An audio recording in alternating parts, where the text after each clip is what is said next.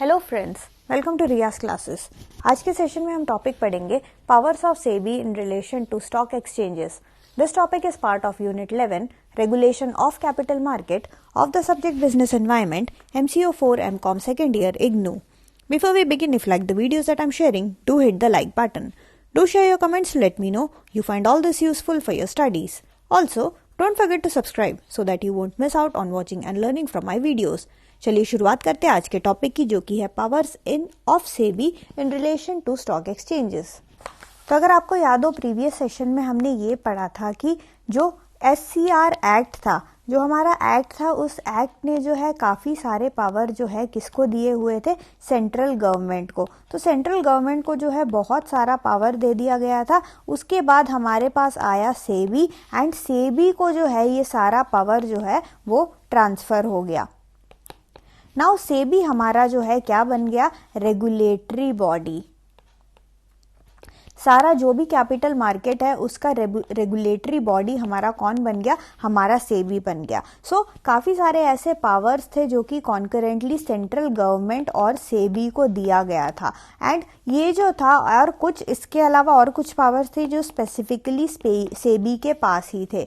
तो इसकी अगर हम बात करें तो हम डिफरेंट टाइप्स ऑफ पावर्स हमने प्रीवियस सेशन में भी पढ़े। आज के सेशन में हम सेबी के पावर के बारे में ज़्यादा पढ़ेंगे। तो सेबी के अगर हम पावर की बात करें तो पहला is with respect to the registration of the stock brokers, sub brokers, share transfer agents and other market intermediaries. तो जो सेक्शन 12 है ऑफ दिस एक्ट, इस एक्ट में बताया गया है, प्रोविजन रखा गया है कि किस हिसाब से जो मार्केट इंटरमीडियरीज है उनका जो है रजिस्ट्रेशन सेबी के साथ किस प्रकार से होना चाहिए। So since the commencement of the act, all the stock brokers हो गए या फिर सब ब्रोकर्स की बात करो, registrar, portfolio managers, merchant bankers, investment adviser, ये सारे के सारे जो है डील कर सकते हैं सिक्योरिटीज में only after obtaining a certificate of registration from the board and the dealings are in accordance with the terms and conditions of such certificate। तो ये जो है सर्टिफिकेट के बिना ये जो है ये सारे एक्टिविटीज नहीं कर सकते। एंड ये जो है रजिस्ट्रेशन इनका होना जो है वो मैंडेटरी कर दिया है as per section 12 of this act. तो सेबी के पास जो है इनका रजिस्ट्रेशन होना बहुत ही ज़्यादा ज़रूरी है। And all such persons who are already functioning as above before the establishment of the board were required to make an application for registration within 3 months from the date of establishment of the board। So इस board के आने से पहले जो लोग पहले से ही intermediaries का काम कर रहे हैं, अब ये बोर्ड के आने के बाद इनको फिर से जो है अपना रजिस्ट्रेशन कराना पड़ेगा, जिसके लिए उनको एक एप्लीकेशन जो है सबमिट कराना पड़ेगा विद इन 3 months। 3 महीने का टाइम दिया गया कि जो भैया ऑलरेडी ये जो काम में एंगेज्ड है, ऑलरेडी ये सारा काम जो स्टॉक ब्रोकर्स हो गए या सब ब्रोकर हो गए, या आप शेयर ट्रांसफर एजेंट हो या फिर आप मर्चेंट बैंकर हो, तो आप जो पहले से ही ये काम कर रहे हो, आप लोग जो है 3 महीने के अंदर जो है एप्लीकेशन देके अपना रजिस्ट्रेशन जो है वो करवा सकते हो। ये जो एप्लीकेशन है, ये एप्लीकेशन के साथ साथ एप्लीकेशन आपका एक रहेगा, इस एप्लीकेशन के साथ साथ कुछ फीस भी लगेगा। तो एप्लीकेशन प्लस द फीस, ये जो है सारा डिटरमाइन करता है कौन, सेबी। ओके, सो यहाँ पे जो है ये रजिस्ट्रेशन करवाना और स्टॉक ब्रोकर्स ये रजिस्ट्रेशन कराना ज़रूरी है।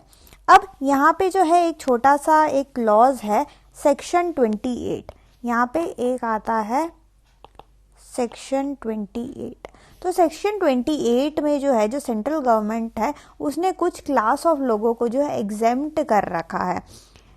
The central government is empowered to exempt any person or class of person buying or selling securities or otherwise with the securities market from the operation of the provision of subsection 1। तो इसमें से जो है कुछ लोगों को छूट दी गई हुई है। अब वो छूट तो भाई छूट के लिए आपको जो है कुछ कंडीशंस भी फुलफिल करना पड़ेगा। वो सारा कंडीशन भी जो है वो सेंट्रल गवर्नमेंट ने जो दिया गया है, सेंट्रल गवर्नमेंट को ये पावर दिया गया है कि आप जो है कुछ स्पेसिफाइड लोगों को जो है वो छूट दे सकते हो। So in any words any such person may be allowed to trade और deal with securities without registration. तो ये देखो एग्जेम्पशन का केस के बारे में हम बात कर रहे हैं। कुछ लोग जो है एग्जेम्प्टेड है, तो वहाँ पे जो है सेबी के डायरेक्शन पे या फिर जो सेंट्रल गवर्नमेंट अगर बोलता है तो इनके डायरेक्शन पे जो है इन लोगों को क्या मिल जाएगा, इन लोगों को एग्जम्पशन मिल जाएगा। ये सेक्शन 28 में आपको कहा गया है। वैसे अंडर सेक्शन 12 जो है सब कुछ ये रजिस्ट्रेशन होना क्या है, ये मैंडेटरी है।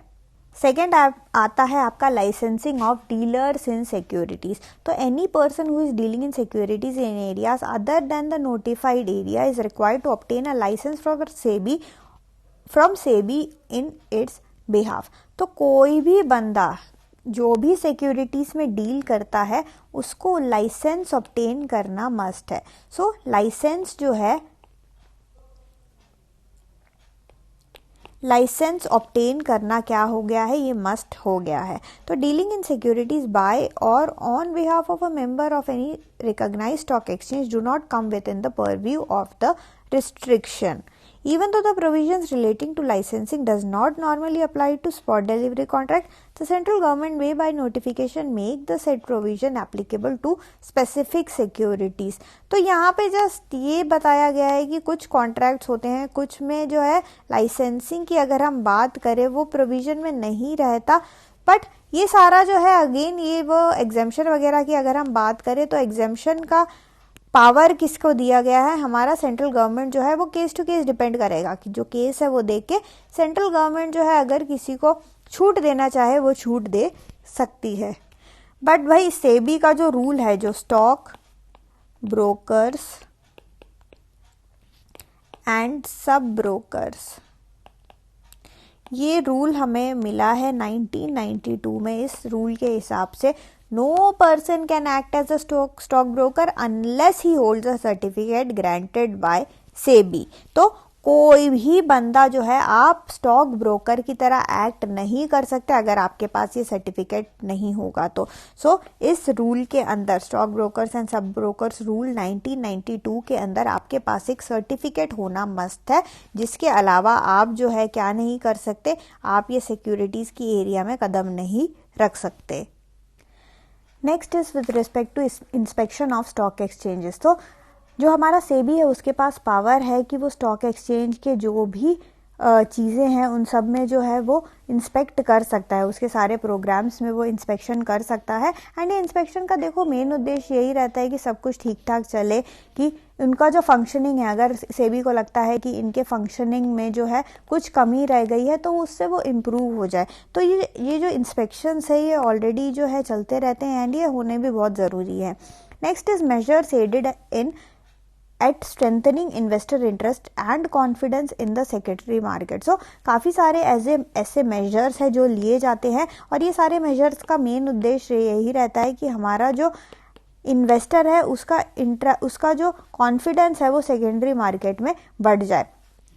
Now these measures include rationalizing and refining of margin system, relaxation of listing requirement in respect of securities in the IT sector by reducing the stipulated minimum offer from 25% to 10%। तो यहाँ पे काफ़ी सारे जो है steps लिए गए हैं जिसका मेन उद्देश्य ये है कि जो इन्वेस्टर इंटरेस्ट है एट जो उनका कॉन्फिडेंस है उसको हम बनाए रखें इन द सेकेंडरी मार्केट। तो इसमें जो लिस्टिंग रिक्वायरमेंट्स है, लिस्टिंग रिक्वायरमेंट्स को काफ़ी हद तक जो है रिलैक्स कर दिया गया है। जैसे पहले मिनिमम ऑफरिंग जो है 25% रहता था, उसको कम करके जो है वो 10% पे लेके आ गए। तो इस तरीके से जो है डिफरेंट चीज़ें जो है करी गई ताकि जो है इन्वेस्टर का कॉन्फिडेंस जो है बना रहे। Next is regarding regulations pertaining to insider trading. Now SEBI ने जो है अपने गाइडलाइंस 1992 के जो गाइडलाइंस है उसमें प्रोहिबिट कर रखा है, इस चीज़ को जो है प्रोहिबिट कर रखा है कि आप जो है किसी भी प्रकार का इनसाइडर ट्रेडिंग नहीं करोगे। तो ये एकदम जो है बैंड चीज़ है एंड ये बैन इसलिए कर रखा है ताकि मार्केट इंटीग्रिटी को हम जो है वो प्रिजर्व करके रखें, जो इन्वेस्टर है उसके कॉन्फिडेंस को जो है वो बनाए रखें, इसलिए हमने ये जो है इस इनसाइडर ट्रेडिंग के एक्ट को सेबी ने प्रोहिबिट कर रखा है। Next is regarding setting up of clearing houses और clearing corporation and providing trade guarantee by stock exchanges. तो सेबी ने जो है सारे स्टॉक एक्सचेंज को बोला हुआ है कि भाई आपका एक जो है क्लियरिंग हाउस होना चाहिए। क्लियरिंग हाउस का मेन उद्देश्य क्या रहता है? जो भी बाय सेल होता है, जो भी ट्रेड होता है, जो भी सिक्योरिटीज बाय और सेल होता है, उनका सेटलमेंट, उनका टाइमली सेटलमेंट करने का काम जो है ये इनका काम रहता है। तो इनका जो है ये जो स्टॉक एक्सचेंजेस है, ये जो स्टॉक एक्सचेंजेस को बोला गया है कि आप एक क्लियरिंग कॉर्पोरेशन की स्थापना करोगे एंड ये क्लियरिंग कॉर्पोरेशन ये देखेगा कि सारा का सारा सेटलमेंट टाइमली हो रहा है कि नहीं, प्लस इससे जो काउंटर पार्टी रिस्क है वो भी हमारा कम होगा एंड जो इन्वेस्टर हमारा अर्ली सेटलमेंट का जो है फायदा उठा सकता है। जल्दी से देखो कोई चीज़ सेटलमेंट हो जाए फिर हम फर्दर इन्वेस्टमेंट कर सकते हैं ना, तो इसमें फायदा किसका है? फायदा हमारे इन्वेस्टर का ही है। सो ये भी जो है एक इम्पॉर्टेंट चीज़ है जो सेबी देखता है। Next is compulsory settlement of trades in depositories. Now with effect from January 1998 SEBI ने ये डिसाइड किया कि जो भी ट्रेड रहेगा आपका, जितना भी ट्रेड रहेगा with a minimum portfolio of securities of ₹10 crore as on its latest balance sheet, सारा जो है ये सब कुछ जो है सेटलमेंट डिपॉजिटरीज के थ्रू ही होगा। So settlement of trades in the depository जो है वो कंपलसरी कर रखा है, एकदम से वो कंपलसरी कर रखा है। एंड ये प्रोसेस जो है इसलिए था कि क्योंकि उस टाइम जो है डीमेटीरियलाइजेशन का कॉन्सेप्ट भी आया था, उन सबको सक्सेस करवाने के लिए जो है ये करा गया था। एंड आपको आज के डेट में पता है, आज के डेट में जो है डीमेटीरियलाइज्ड फॉर्म में ही सब कुछ रहता है। आप भी कोई अगर शेयर खरीदते हो वो इलेक्ट्रॉनिक फॉर्म में आप खरीदते हो, इलेक्ट्रॉनिक फॉर्म में जो है आपके डिपॉजिटरी के पास जो है वो वहाँ पड़ा रहेगा। इसके अलावा सेबी जो है टाइमली जो है इंस्पेक्शन करती रहती है सारे म्यूचुअल फंड्स का। अगर इसमें अगेन कोई डेफिशिएंसी उसको दिखता है तो वो जो है पॉइंट आउट करके बताते हैं ताकि जो है करेक्टिव एक्शन जो है टाइमली लिया जा सके। Next is regulation of merchant banking. Merchant banking जो है अगेन ये जो है सेबी के फ्रेमवर्क में आता है।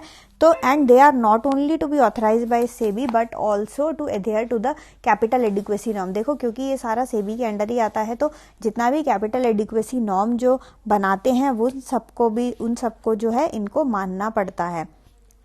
Next is guidelines for entry norms and for companies assessing capital market. Now April 1996 में जो सेबी है उसने गाइडलाइंस दिए थे, नॉर्म्स दिए थे ऐसे कंपनीज के लिए एंट्री के लिए। यहाँ पे एंट्री नॉर्म्स की हम बात कर रहे हैं कि कंपनी जो एंटर करना चाहते हैं कैपिटल मार्केट में।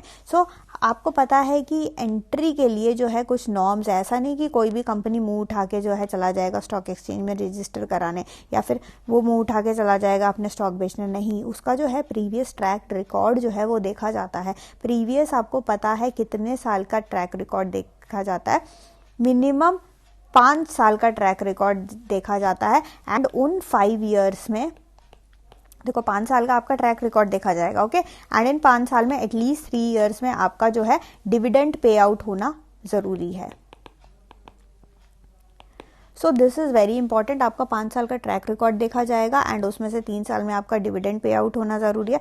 सो ये सारे क्या है? ये सारे गाइडलाइंस एंट्री नॉर्म्स के। देखो एंट्री नॉर्म्स ना हमने पहले ही पढ़ लिया है, ठीक है, तो इसलिए मैं यहाँ पे ज्यादा डिटेल में नहीं बताऊंगी, बस ये बता रही हूँ कि गाइडलाइंस जो है यहाँ पे सेबी ने बना रखा है। और ये हम सेबी का, हम अभी पढ़ क्या रहे हैं? हम जो पावर्स पढ़ रहे हैं जो एक्सक्लूसिवली सेबी के पास है with respect to the stock exchanges. तो स्टॉक एक्सचेंज को सारा गवर्न करने का जो पावर है सेबी को दिया गया है। एंट्री नॉर्म्स का भी पावर जो है वो सेबी के पास है कि कौन कितना एंटर करेगा, कौन जो है कितने टाइम के लिए, उनका जो अगर डिविडेंड वगैरह उन्होंने दिया होगा तो ऐसी कंपनीज जिनका ट्रैक रिकॉर्ड काफी अच्छा है वही लोग जो है इस कैपिटल मार्केट में जो है घुस सकते हैं।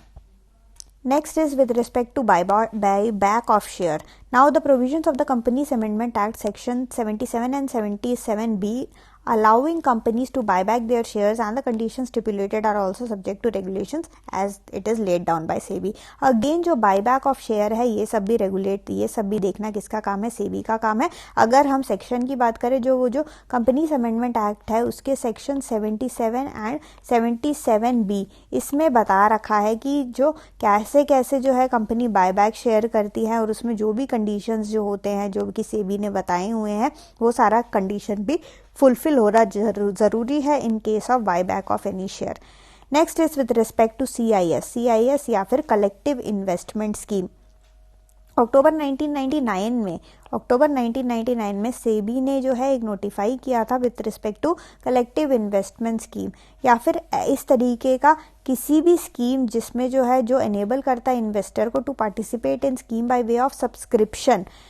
सब्सक्राइब आप कर सकते हो और आपको प्रॉफिट रिसीव होगा.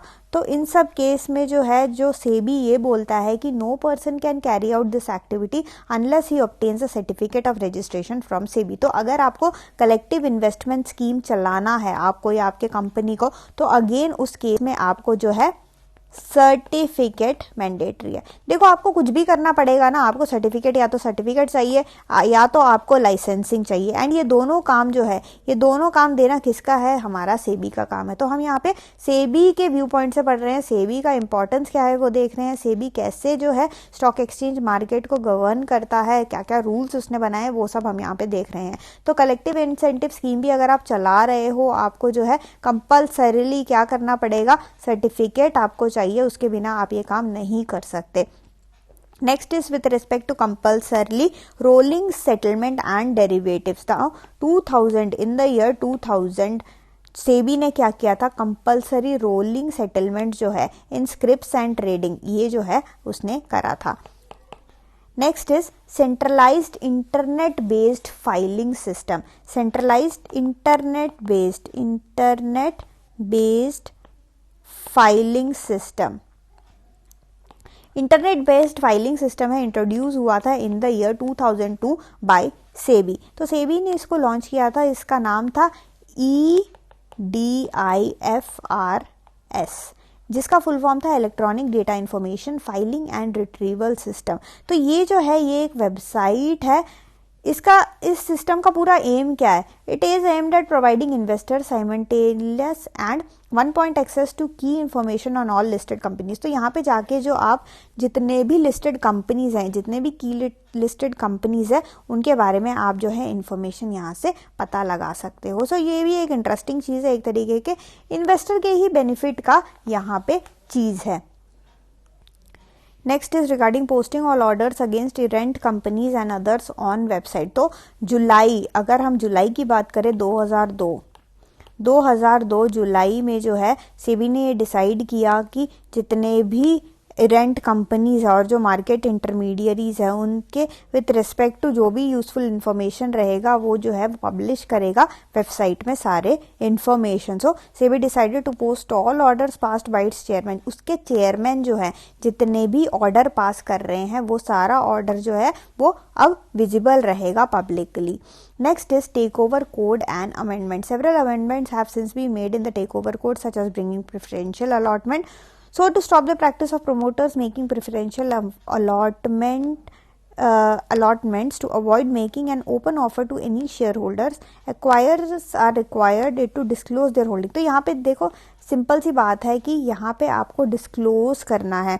अगर आपको जो है कुछ लेना है प्रेफरेंशियल अलॉटमेंट वगैरह के केसेस में कि प्रमोटर क्या करते हैं, प्रेफरेंशियल अलॉटमेंट कर देते हैं, ओपन ऑफर कर देते हैं. तो इन सबको जस्ट अवॉइड करने के लिए जो है हम क्या करते हैं, वी वांट कि आप जो है डिस्क्लोज करोगे कि आपके पास जो है होल्डिंग कितना है. बस इसका मेन उद्देश्य ये है कि ट्रांसपेरेंसी पॉइंट ऑफ व्यू से ये जो है ये इम्पॉर्टेंट है. तो ये सारे जो सम ऑफ द पावर्स हैं, सम ऑफ द चीज़ें हैं जो कि SEBI करती है, ये समझ हमने क्या पढ़ा, सम ऑफ द चीज़ें हैं जो कि भाई SEBI करती है with respect to stock exchange. जो पावर दिए गए हैं to SEBI in relation to all these stock exchange. So that's it for this session. Thank you so much for watching. Like, share and subscribe to Riya's classes. Thank you and bye bye.